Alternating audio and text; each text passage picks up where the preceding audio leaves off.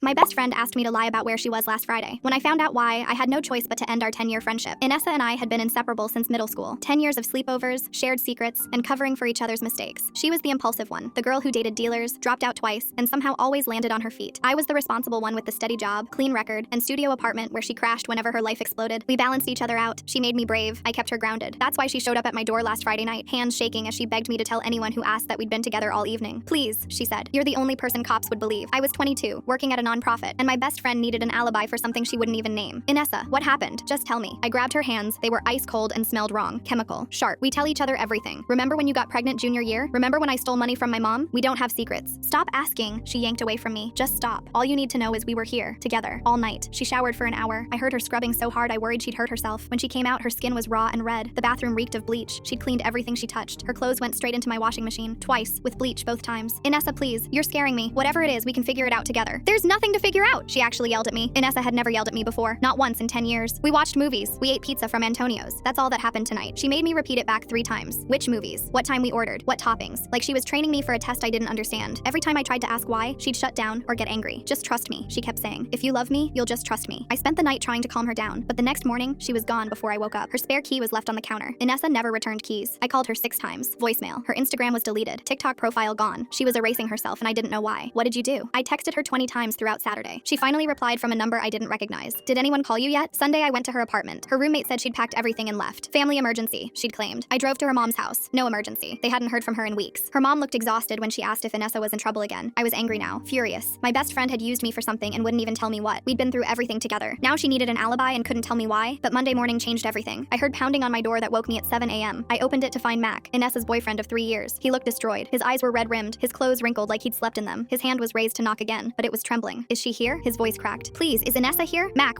I need to find her. He was crying now, actually crying. My parents' house burned down Friday night, Mac said, shaking. Someone tried to kill them. My parents are in the ICU. I froze. What? I stepped back. The cops think Inessa did it, my girlfriend, but we've been together for 3 years. His voice cracked. They have security footage of her buying gasoline. That's impossible, I said, but my stomach was dropping. Where is she? Mac begged. Just tell me where. The door opened. Inessa stood there, hair chopped short and dyed black. We all froze. Inessa, thank God. Mac moved toward her. Baby, tell them it wasn't you. Tell them. She backed away from him. Don't call me that. Don't ever call me that. What's wrong with you? Mac's confusion was genuine. My parents are dying. They loved you. We were going to get married. She crossed her arms. Were we? Inessa laughed bitterly. Were we really? What are you talking about? Mac reached for her again. Sirens filled the street. Police rushed up the stairs yelling that they found her. I'm sorry about your parents, Inessa said as they cuffed her. It was supposed to be you, not them. Mac looked at me desperately as they led her away. What did I do? What the hell did I do? Mac was the best boyfriend she ever had. I didn't have an answer. The next day, the truth finally came. Inessa had received an anonymous video that Friday afternoon. Mac in bed with another woman. It looked so real. She'd spiraled into rage and done the unthinkable, but Mac had been at work. The video was fake. She destroyed her life and our friendship that day.